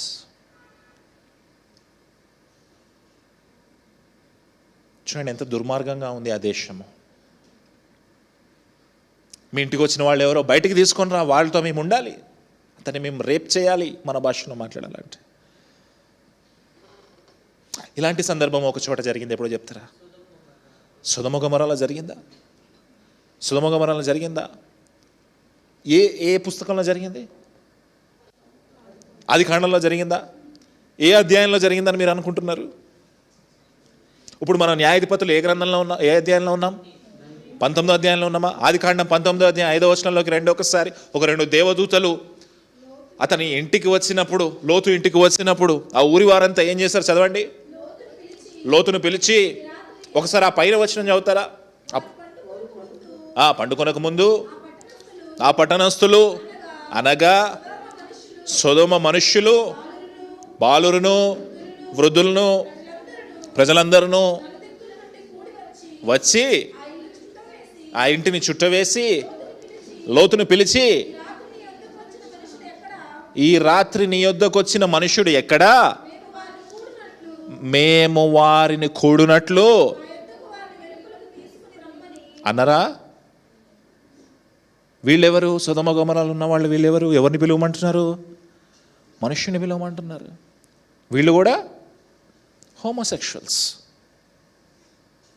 విచిత్రమైన మాట పైన ఏముంటుంది తెలుసా? బాలురును, వృద్ధులను. ఎవరు వచ్చారంట? చిన్నపిల్లలు, యవనస్తులు. అంటే దరిద్రులు ఉన్నారంటే అనుకోవచ్చు. ఆ ఊరిలో దరిద్రులు ఎవరున్నారు? పిల్లలు. పిల్లలకి ఎవరు నేర్పించారు హోమోసెక్షువాలిటీ? స్కూల్ పిల్లలు హోమోసెక్షువాలిటీలో ఎట్లా పడతా ఉన్నారు? ఎక్కడి నుంచి వస్తూ ఉంది వాళ్ళకి ఆ పాపము? స్కూల్సే నేర్పిస్తున్నాయి. అమెరికాలో స్కూల్సే నేర్పిస్తున్నాయి. టీనేజ్ పిల్లలు లెస్బియన్స్గా ఎట్లా మారుతున్నారు? ఎవరు నేర్పిస్తున్నారు? స్కూల్సే నేర్పిస్తూ ఉన్నాయి. ఎంత భయంకరమైన పరిస్థితి! ఆ రోజు ఆదికాండం 19వ అధ్యాయంలో, న్యాయాధిపతుల గ్రంథం 19వ అధ్యాయంలో, ఈరోజు 2025 నవంబర్లో కూడా పరిస్థితులు ఏం మారలే, సేమ్. తమ్ముడు చెల్లి, దేవుడు మాట్లాడుతూ ఉన్నాడు మనతోటి. God is talking to us. చాలామంది భారతదేశం నుంచి వెళ్ళిన, అమెరికా దేశానికి వెళ్ళిన క్రైస్తవులు పిల్లల్ని స్కూల్కి పంపించకుండా హోమ్ ట్యూషన్ పెడుతున్నారు. ఎందుకో తెలుసా? ఇలాంటి దరిద్రాలకే. చిన్న పిల్లలు వచ్చారంట, వాళ్ళని బయటకు, చిన్న పిల్లలు ఏం తెలుసండి వాళ్ళకి? సెక్స్ అంటే ఏం తెలుసు వాళ్ళకి? ఎక్కడ నేర్చుకున్నారు వీళ్ళు? చూడండి, ఇక్కడ పోకరీలు కూడా, న్యాయాధిపతుల గ్రంథం 19వ అధ్యాయంలో పోకరీలు కూడా ఆ మనుష్యుని బయటకు తీసుకొని రా, అతన్ని మేము ఎరుగునట్లు, అతన్ని మేము కూడునట్లు. ఆ అబ్బాయి కావాలి మాకు, ఆ లేవీయుడు కావాలి, చాలా అందంగా కనిపించాడు మాకు, అతన్ని రేప్ చేయాలి మేము.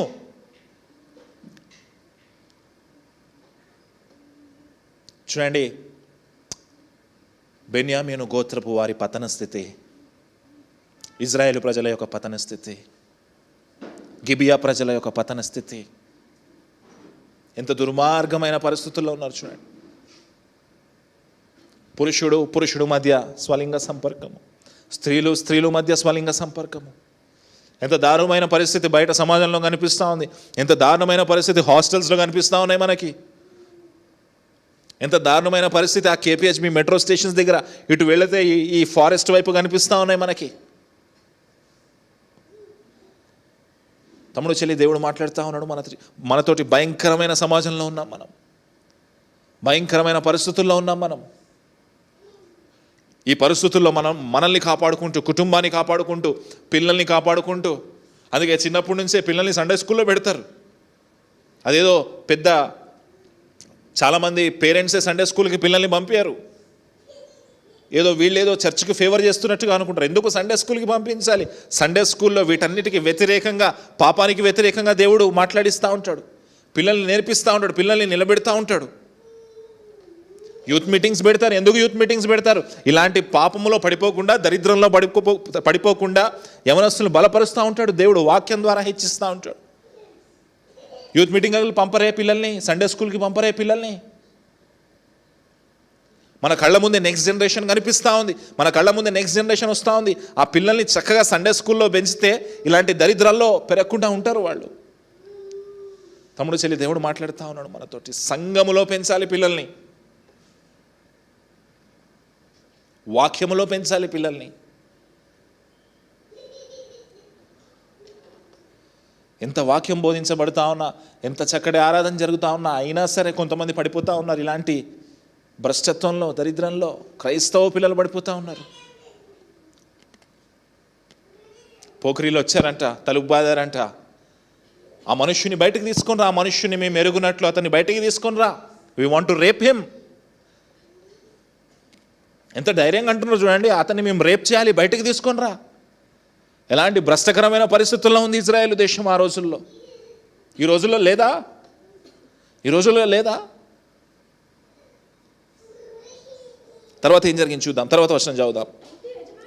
ఇంటి యజమానుడైన ఆ మనుష్యుడు వారి యొద్దకు బయలువెళ్ళి, సహోదరులారా, అది కుదరదు, అట్టి దుష్కార్యము చేయకూడదు.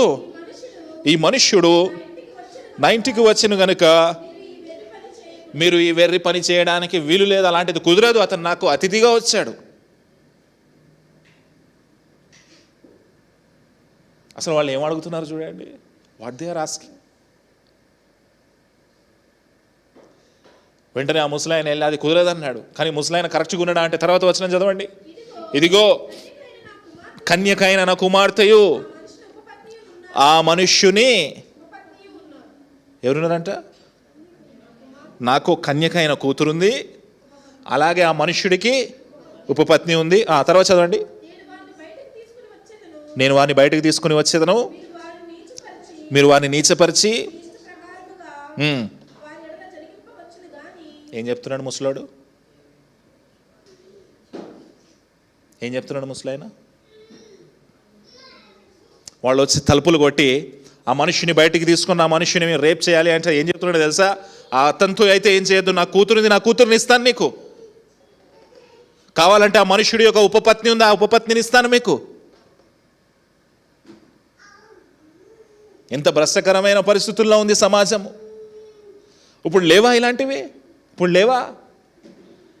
తల్లి అక్రమ సంబంధం పెట్టుకున్న అతనితోటే కూతురికి పెళ్లి చేసింది ఒక ఆమె, లేవా? వినట్లేదా న్యూస్లో? బయట ఎక్కడ అనుకుంటున్నారా? మనలోనే.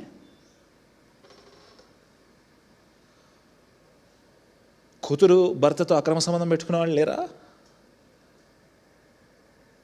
కొడుకు భార్యతో కోడలతో అక్రమ సంబంధం పెట్టుకునే వాళ్ళు లేరా? బయట ఎక్కడో మాట్లాడట్లేదు నేను. లేరా? లేవా ఇట్లాంటి భ్రష్టకరమైన పరిస్థితులు సంఘంలో? లేవా ఇట్లాంటి భ్రష్టకరమైన పరిస్థితులు బయట సమాజంలో? ఉన్నాయి. సొదొమ గొమొర్రాలోనే ఉన్నాం మనం ఇప్పుడు. ఏంటి సమాధానము అంటే, మొదటి వచనం సమాధానం. ఆ రోజులలో ఇజ్రాయేలు ప్రజలకు రాజు లేడు కాబట్టి ఎవడికి నచ్చింది వాడు చేస్తా ఉన్నాడు. పోకిరీలు వచ్చి ఆ మనిషిని బయటికి పంపించమంటే ఇతను ఏమంటాడో తెలుసా? మా కూతుర్ని తీసుకోండి, ఆమెను నీచపరచుకోండి, మీకు ఇష్ట ప్రకారంగా మా కూతుర్ని రేపు ఏ తండ్రన్నా ఇస్తాడా అండి కూతుర్ని? ఏ తండ్రన్నా ఇస్తాడా? కావాలంటే అతని యొక్క ఉపపత్ని ఉంది, ఆ ఉపపత్నిని తీసుకోండి, మీకు నచ్చింది చేసుకోండి. చూడండి, ఆ రోజుల్లో స్త్రీ అంటే ఒక ఆబ్జెక్ట్ లాగా వాళ్ళకి. స్త్రీ అంటే గౌరవం లేదు వాళ్ళకి. ఈ రోజుల్లో కూడా చాలామందికి స్త్రీ అంటే గౌరవం లేదు. దేవుడు సృష్టించిన స్త్రీ అంటే చాలామందికి గౌరవం లేదు. ఇష్టం వచ్చినట్టుగా ఆబ్జెక్ట్ లాగా మాట్లాడుతూ, నోటికి వచ్చింది మాట్లాడుతూ, వాళ్ళ బాడీ గురించి మాట్లాడుతూ, బాడీ షేమింగ్ చేస్తూ, రకరకాలుగా చేస్తూ, ఎవరో కాదు బయట వాళ్ళ గురించి మాట్లాడితే మన వాళ్ళ గురించే మాట్లాడుతూ ఉన్నాను. మన గురించి మాట్లాడుతూ ఉన్నాను నేను. తీసుకో, నా కూతుర్ని తీసుకో, ఉపపత్ని ఉంది తీసుకో అంటా ఉన్నాడంట. ఒక వేశ్య అయిన స్త్రీ కనపడితే మనం అందరం బూతు మాట తిడతాం. క్రీస్తుకు కనపడింది వేశ్య అయిన స్త్రీ. అమ్మ అన్నాడు. హల్లెలూయా. దేవుడు మనల్ని అట్లా మార్చునుగాక. సమాజంలో స్త్రీ అంటే చులకన భావం, సమాజంలో స్త్రీ అంటే తక్కువ, సమాజంలో స్త్రీ అంటే ఒక ఆబ్జెక్ట్.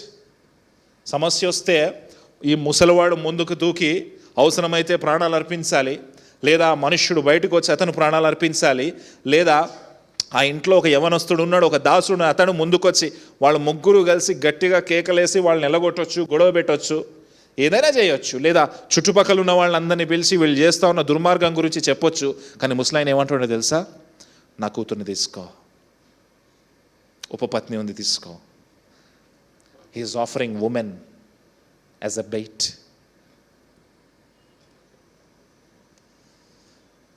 తమ్ముడు చెల్లి, దేవుడు మాట్లాడుతా ఉన్నాడు మనతోటి. తర్వాత వచనం చదువుదాం. ఈ మనుష్యుని ఎడల చేయకూడదని చెప్పెను గాని అతని మాట వినుటకు వారికి మనస్సు లేకపోయాను గనుక ఆ మనుష్యుడు బయటనున్న వారి యొద్దకు తన ఉపపత్నిని తీసుకొని పోగా. ఎవరు తీసుకెళ్లారు? ఆ మనుషుడు అంటే ఎవరు? ఎవరిని తీసుకెళ్ళాడు? ఎవరి దగ్గర తీసుకెళ్ళాడు? ఏం చేయడానికి?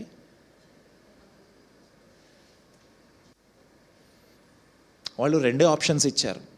వస్తే నువ్వు రా. ఆ లేవీడికి చెప్తా ఉన్నారు వాళ్ళు, పోకిరీలు, నువ్వు రా, నీతో కావాలి, నిన్ను రేపు చేయాలి మేము. వీడు ఏం చేస్తాడు? ఇంకా మాట వినట్లేదని తన ఉపపత్నిని తీసుకుని వెళ్ళి వాళ్ళకి ఇచ్చాడు రేప్ చేయడానికి. 2వ వచనంలో ఈ సారు ఆమె కోసం అత్తగారింటికి వెళ్ళాడు. నిజమైన ప్రేమ? నిజమైన ప్రేమ? ఇప్పుడు ఆలోచించండి. ఆ అమ్మాయి, ఆ ఉపపత్ని ఇతన్ని విడిచిపెట్టి వేరే వ్యక్తితో ఎందుకు వ్యభిచారం చేసిందంటారు? ఎందుకు చేస్తుండొచ్చు?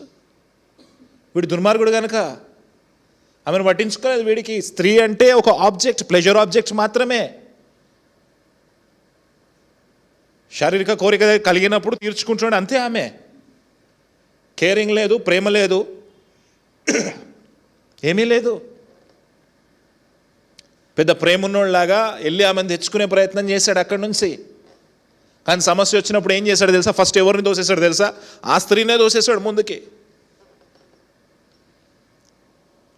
తమలో మీతో దేవుడు మాట్లాడుతూ ఉన్న మాట, పెళ్ళైన వాళ్ళు, పెళ్ళి కావాల్సిన వాళ్ళు స్త్రీలను ముందు తోసేస్తున్నారా మీకంటే ముందు సమస్యలోకి? దేవుడు మాట్లాడుతూ ఉన్నాడు. God is talking to you. Especially యవనస్తులతో మాట్లాడుతూ ఉన్నాడు. ఏం చేశాడు లేవీయుడు? చాలా ప్రేమ ఉన్నట్టుగా వెళ్ళాడు.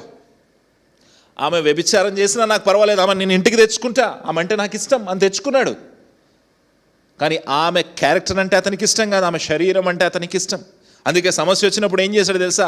ఆమెను ముందు దోస్తాడు. ఎంతమంది రిలేషన్షిప్స్లో సమస్య వచ్చినప్పుడు ముందు అమ్మాయిలు బయటికి దోసేయట్లేదు? అప్పటి వరకు బాగానే ఉంటారు, తర్వాత ఎంతమంది అమ్మాయిల యొక్క క్యారెక్టర్ గురించి తప్పుగా మాట్లాడట్లేదు? అదే జరుగుతూ ఉంది ఇక్కడ. ఉపపత్నిని ఇచ్చేస్తాడంట. తర్వాత ఏం జరిగింది చూద్దాం. వారు ఆమెను కూడి ఉదయం వరకు ఆ రాత్రి అంతయు చెరుపుచూ ఉండరి. They were raping that girl. Rape చేస్తా ఉన్నారు ఆ అమ్మాయిని. వాళ్ళు రేప్ చేస్తా ఉంటే ఇతను ఏం చేస్తున్నాడు చూడండి, తర్వాత చదవండి. తెల్లవారుగా వారు ఆమెను విడిచి వెళ్ళిరి. ప్రాతకాలమున ఆ స్త్రీ వచ్చి వెలుగు వచ్చు వరకు తన యజమానుడున్న ఆ మనుష్యుని ఇంటి ద్వారమున పడి ఉండెను. ఒకసారి విజువలైజ్ చేసుకుని, అంటే డిస్టర్బింగ్గానే ఉంటుంది, విజువలైజ్ చేసుకునే ప్రయత్నం చేద్దాం. ఉపపత్నిని ఇచ్చేశారు పోకరీలకి, నైట్ అంతా రేప్ చేస్తా ఉన్నారు ఆమెని. ఆమె ఏ పరిస్థితుల్లో వచ్చి గుమ్మం దగ్గర పడిపోయి ఉంటుంది? ఎలాంటి పరిస్థితుల్లో వచ్చి గుమ్మం దగ్గర పడిపోయి ఉంటుంది? ఆలోచన చేయండి ఒక్కసారి. ఏ ప్రాంతం వాళ్ళు వీళ్ళు? ఏ ప్రాంతం వాళ్ళు వీళ్ళు? గిబియా ప్రాంతం వాళ్ళు. ఇక్కడ ప్రశ్న ఏంటంటే, ఇంత జరుగుతుంటే దేవుడు ఏం చేస్తున్నాడు? లాస్ట్ వీక్ కూడా మిమ్మల్ని అడిగాను, దానియులు అంత చేస్తుంటే దేవుడు ఏం చేస్తున్నాడు? ప్రకటన గ్రంథంలో 12 గోత్రాలకు ఇచ్చిన ఇవాంజలిజం స్పిరిట్లో దానియ గోత్రాన్ని తీసిపడేశాడు దేవుడు. మరి ఈ గిబియా ప్రాంత ప్రజలు ఇంత దుర్మార్గం చేస్తూ ఉంటే దేవుడు ఏం చేస్తా ఉన్నాడు? హోషేయ గ్రంథము 9వ అధ్యాయము 9వ వచనము. హోషేయ గ్రంథము 9వ అధ్యాయము 9వ వచనము. హోషేయ గ్రంథం 9వ అధ్యాయం 9వ వచనము. 9వ అధ్యాయం 9వ వచనం. గిబియాలో ఏంటంట? ఎక్కడ? గిబియాలో చెడు కార్యములు జరిగిన నాడు జనులు దుర్మార్గులైనట్లు వారు బహు. ఇది ఎక్కడ గుర్తు చేస్తున్నాడు తెలుసా దేవుడు? ఇక్కడ జరిగిన విషయము గిబియా ప్రాంతంలో ఉన్న బిన్యామీలు చేసిన దుర్మార్గం ఎక్కడ గుర్తు చేస్తున్నాడు తెలుసా? హోషేయ ప్రవక్త దగ్గర గుర్తు చేస్తా ఉన్నాడు. ఆ దుర్మార్గాన్ని మర్చిపోయాడు ఆయన. తమ్ముడు చెల్లి నువ్వు అనుకుంటావేమో మర్చిపోతాడా దేవుడు? No no no no. చూడండి 10వ అధ్యాయం 9వ వచనం చూడండి. అదే హోషేయ గ్రంథం 10వ అధ్యాయం 9వ వచనం చూడండి ఒకసారి.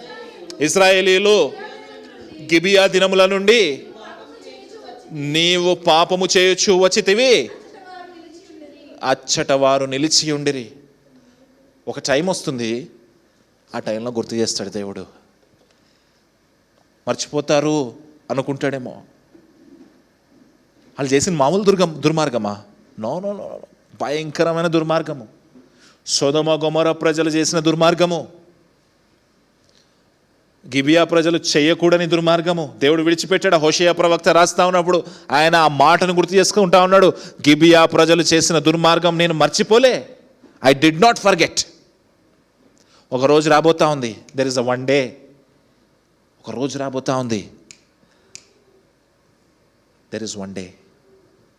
తమ్ముడు చెల్లి, చుట్టూరా దుర్మార్గం జరుగుతూ ఉన్నప్పుడు, చుట్టూరా సొదొమ గొమొర్రా లాంటి పరిస్థితులు కనపడతా ఉన్నప్పుడు నువ్వు అనుకుంటా ఉన్నావేమో ఏం జరుగుతూ ఉంది ఇక్కడ, దేవుడు చూడట్లేదా? దేవుడు గుర్తుపెట్టి, దేవుడు నోట్ చేసుకుంటున్నాడు ప్రతిదీ.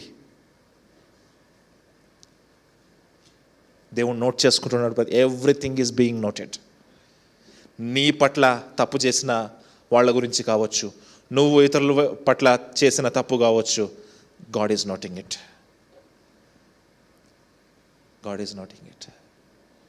దేవుడు విడిచిపెట్టలే. దేవుడు గుర్తు చేసుకుంటా ఉన్నాడు. ఆ పోకరీలు చేసిన, ఆ స్త్రీని పాడు చేసిన ప్రతి విషయాన్ని దేవుడు గుర్తుపెట్టుకున్నాడు.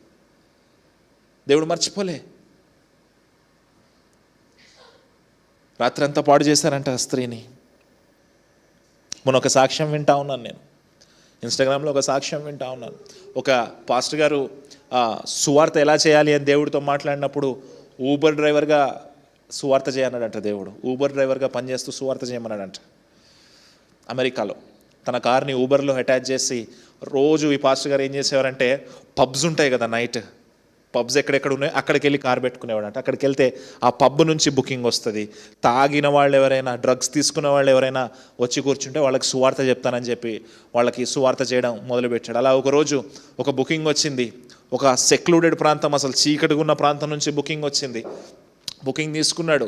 వెంటనే ఒక స్త్రీ పరిగెత్తుకుంటూ వచ్చింది. లోపల కారులో కూర్చుంది, ఏడుస్తూ ఉంది. మొహమంతా కూడా దెబ్బలున్నాయి, కాళ్ళు చేతులంతా కూడా దెబ్బలున్నాయి. $300 కోసము ఎవరో, బహుశా ఆమె ప్రాస్టిట్యూట్ ఏమో, పడుపు వృత్తి చేసే స్త్రీ ఏమో, $300 ఇస్తానంటే ఎవడో $300 ఇస్తా అన్నాడు. 24,000 రూపాయలు, మేబీ 25,000 రూపీస్ మన కరెన్సీలో. ఎవడో తీసుకెళ్ళాడు ఆ అమ్మాయిని. 32 మంది కలిసి రేప్ చేశారు నైట్ అంతా $300. పాస్టర్ గారు చూశారు ఆ అమ్మాయిని. పాస్టర్ గారు మాట్లాడారు ఆ అమ్మాయితోటి, సువార్త చెప్పారు. దేవుని తెలుసుకుంది, రక్షణలోకి వచ్చింది. హల్లెలూయా. కానీ దేవుడు ఆ దుర్మార్గాన్ని మర్చిపోతాడా? నో. ఇక్కడ లేవీయుడు ఉపపత్ని జీవితంలో ఈ బెన్యామీయులు పోకిరి వేదాలు చేసిన దుర్మార్గాన్ని మర్చిపోతాడా దేవుడు? నైట్ అంతా చేర్చారంట అమ్మాయిని. అసలు ఎలాంటి పరిస్థితుల్లో వచ్చి, అసలు తన ఒంటి మీద బట్టలు ఉన్నాయో కూడా లేదు, ఆ గుమ్మం దగ్గర పడిపోయి ఉందామే. నాకు ఒక విషయం అర్థం కాలేదు. అసలు ఈ లేవీయుడు, ఆ ముసలాయన, ఆ ఇంట్లో ఉన్న యవనస్తుడు ఏం చేస్తున్నారు? నైట్ అంతా జరుగుతుంటే ఏం చేస్తున్నారు చూడండి. తర్వాత వచనం చూడండి, 27వ వచనం చూడండి ఒకసారి. ఉదయమున ఆమె యజమానుడు అంటే ఏం చేశాడు? పొద్దున వరకు పడుకున్నాడు. తన ఉపపత్నిని పోకిరి వేదవులకు ఇచ్చి ఆయన ఏం చేశాడు? పడుకున్నాడు. He sleeping nicely. పడుకున్నాడు.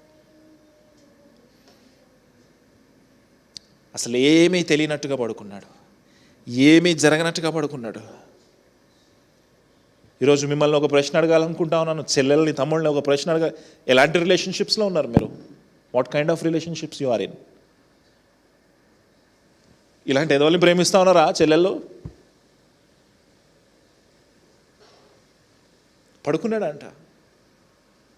ఈ సారు ఈ ఉపపత్ని గురించి అత్తగారింటికి వెళ్ళి తెచ్చుకున్నాడు. ఆమెని బతిమాలు తెచ్చుకున్నాడు. ఆమె వ్యభిచారం చేసి నాకు క్షమించాడు. బహుశా వీడు ఇలాంటి దుర్మార్గుడే అయి ఉండొచ్చు. ఆమెను అవసరం కోసమే వాడుకుంటా ఉండొచ్చు. అందుకే ఆమె వేరే అతనితో వెళ్ళింది, ప్రేమను వెతుక్కుందామె.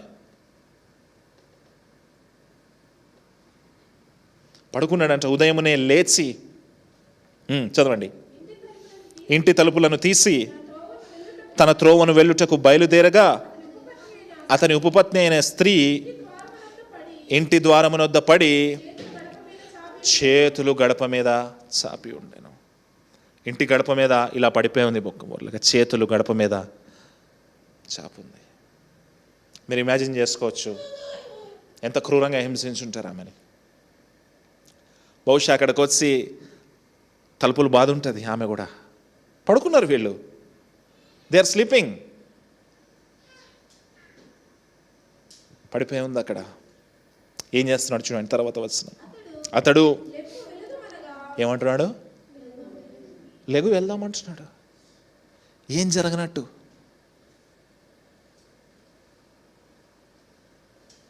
Just imagine your wife or your husband or your girl friend or your boy friend అలాంటి పరిస్థితుల్లో ద్వారం దగ్గర పడిపోయి ఉంటే what will be your response? నీ రెస్పాన్స్ ఏమై ఉంటుంది? ఈ లేవీయుడు ఏమంటున్నాడు? ఈ దుర్మార్గుడైన లేవీయుడు ఏమంటున్నాడు? లెగు వెళ్దాం. ఏమీ జరగనట్టు, అసలు అతనికి ఏమీ తెలియనట్టు లెగు వెళ్దాం అంటున్నాడు. చూడండి ఎంత భ్రష్టత్వం కనిపిస్తూ ఉంది అధ్యాయం అంతా కూడా. ఎందుకు? ఆ దినములలో ఇజ్రాయిలకు రాజు లేడు కాబట్టి ఎవరికి నచ్చింది వాడు చేస్తాం. లెగు వెళదాం. తర్వాత వచనం, ఆమె ప్రత్యుత్తరము ఇయ్యకుండెను గనుక.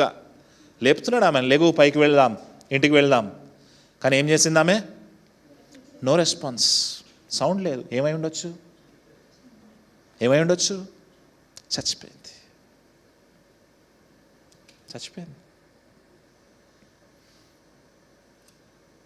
పోకరి వెధవలు రేప్ చేసి చంపేశారు ఆమెని. సొదొమ గొమొర గుర్తు రావట్లేదా? సొదొమ గొమొర దాకెందుకు, ఇప్పుడు మన చుట్టూరు ఉన్న పరిస్థితులు గుర్తు రావట్లేదా?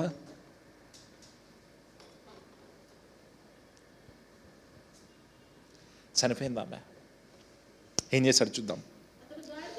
అతడు గాడిద మీద ఆమెను ఉంచి ఆ బాడీని లేపాడు. గాడిద మీద పెట్టాడు ఆమెని ఉంచి, లేచి తన చోటికి ప్రయాణం చేయసాగెను. ఎక్కడికి వచ్చినప్పుడు, ఎక్కడికి వెళ్తానన్నాడు? ఇందాక ఎక్కడికి వెళ్తా అన్నాడు? యెరూషలేముకి వెళ్తా అన్నాడా? ఇప్పుడు ఎక్కడికి వెళ్ళాడు? అతడు నిజంగా వాక్యము తెలిసిన లేవీయుడు, వాక్యానికి లోబడిన లేవీయుడు, యెహోవాకు లోబడిన లేవీయుడు అయితే ఏం చేయాలి తెలుసా? యెహోవా మందిరం దగ్గరికి వెళ్ళాలి. మందిరంలో దేవుని యొద్ద తన బాధను చెప్పుకోవాలి. తన పగను దేవుడికి ఇవ్వాలి. ఇవ్వలే. తీసుకెళ్ళాడు, ఆ బాడీని తీసుకెళ్ళాడు. ఇంటికి వెళ్ళాక ఏం చేశాడు చూడండి. కత్తి పట్టుకొని తన ఉపపత్నిని తీసుకొని ఆమెను ఆమె కీళ్ల ప్రకారము 12 ముక్కలుగా కోసి ఇజ్రాయేలీల దిక్కులన్నిటికీ ఏం చేశాడంట? లేవీయుడు, వాక్యం తెలిసినవాడు, యెహోవా యొద్దకు వెళ్ళి, ప్రభువా నా పట్ల అన్యాయం జరిగింది, నీకు అప్పచెప్తా ఉన్నాను అనకుండా 12 ముక్కలుగా కోసాడంట. కీళ్ళంటే జాయింట్స్, కాళ్ళు 2 భాగాలు, ఇవి 2 భాగాలు, ఇవి 2, ఇవి 2, ఇవి 2, తల 12 ముక్కలుగా కోసాడు. ఎందుకు? స్టార్టింగ్ 2వ వచనంలో మంచి హస్బెండ్గా కనిపించాడా? తన భార్య వ్యభిచారం చేసిన ప్రేమించిన వాడుగా కనిపించాడా? ఎక్కడి నుంచి వస్తుంది? యానిమల్ ఇన్స్టింక్ట్స్ అంటాం. మృగము లాంటి స్వభావము మనుషుల్లో ఎక్కడి నుంచి వస్తుంది తెలుసా? ఈ లేవీయుడికి ఎక్కడి నుంచి వచ్చి ఉంటుందో తెలుసా? భార్య ఉండగా ఉపపత్నిని తెచ్చుకున్నాడు చూడండి, ఆ పాపంలోంచి వచ్చి ఉంటుంది. ముక్కలుగా కోయాలనే ఇన్స్టింక్ట్ ఎక్కడి నుంచి వచ్చింది? చాలా టీవీలలో చూస్తూ ఉన్నాం, భర్తల్ని చంపేస్తున్నారు, భార్యల్ని చంపేస్తూ ఉన్నారు, గర్ల్ ఫ్రెండ్స్ని ముక్కలుగా నరికి. అందులో ఎక్కడి నుంచి వస్తుంది? ఆ పాప స్వభావం నుంచి వస్తుంది.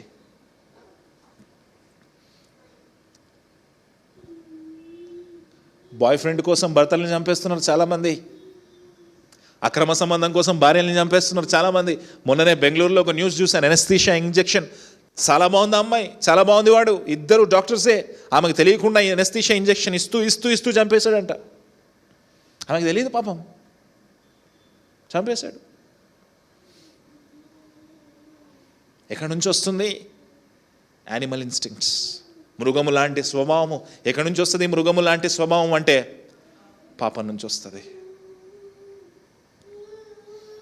లేవీయుడు మొదట్లో ఆ 2వ భార్య అనే పాపాన్ని, ఉపపత్నిని తెచ్చుకున్నాడు చూడండి, అక్కడ మొదలైంది. మొదట్లో మీకు చెప్పాను, 1 కంటే ఏది ఎక్కువ ఉన్నా సరే అది పొరపాటు మాత్రం కాదు, డిజాస్టర్ అవుతుంది మీ లైఫ్లో. అందుకే తమ్ముళ్ళకి చెప్తా ఉన్నాను, స్టిక్ విత్ 1. చెల్లెళ్ళకి చెప్తా ఉన్నాను, స్టిక్ విత్ 1. ఒక్కళ్ళతోటే ఉండండి, ఒక్కళ్ళే. పెళ్లి చేసుకున్నారా? అలాగే ఉండండి. అక్రమ సంబంధాల జోలికి పోవద్దు, తప్పుడు సంబంధాల జోలికి పోవద్దు, తప్పుడు రిలేషన్షిప్స్ జోలికి పోవద్దు. ఎప్పుడైతే ఆ జోలికి పోతారో ఆ ప్లెజర్ ఉన్నంత వరకు బాగానే ఉంటుంది. ఎప్పుడైతే అది ఎక్కువ ప్రెషర్గా ఫీల్ అవుతా ఉన్నారో భార్యనో భర్తనో రకరకాలుగా చంపాలనిపిస్తుంది. ఈ మధ్యకాలంలో చూడండి, టీవీలో ఎక్కడ చూసినా సరే ముక్కలుగా నరికి చంపేశారు. ఇదే న్యూస్ వింటా ఉన్నామా? అన్నిటికీ మూలం చూడండి, అక్రమ సంబంధం, పాపం. ముక్కలుగా కోసేస్తాడంట. ఎన్ని ముక్కలుగా కోసాడు? 12 ముక్కలుగా కోసి ఎవరికి పంపించాడంట? ఇజ్రాయేల్ గోత్రాలన్నిటికీ పంపించాడు. తర్వాత వచనం చదువుతాం. అప్పుడు దాన్ని చూసిన వారందరూ ఐగుప్తు దేశంలో నుండి వచ్చిన దినము మొదలుకొని నేటి వరకు ఇలాంటిది పని జరుగుటనైనను వినబడుటైనను. ఇజ్రాయెల్ ప్రజలందరూ దాన్ని చూసినప్పుడు, ఆ పెద్దలు దాన్ని చూసినప్పుడు, ఇజ్రాయెల్ ప్రజలంతా ఆ స్టోరీ విన్నప్పుడు ఏమన్నా, అసలు ఇలాంటిది మనం ఇప్పటివరకు చూడలేదు కదా, ఎక్కడో ఐగుప్తులో జరిగేవి, పిల్లల్ని చంపేవాడు ఫరో రాజు, మగపిల్లల్ని పుట్టంగానే చంపేమని చెప్పేవాడు, అలాంటి దుర్మార్గాలన్నీ ఐగుప్తులు అన్యుల దేశాల్లో ఉండేవి కదా, మళ్ళీ ఇప్పుడు చూస్తున్నాం ఇలాంటివి.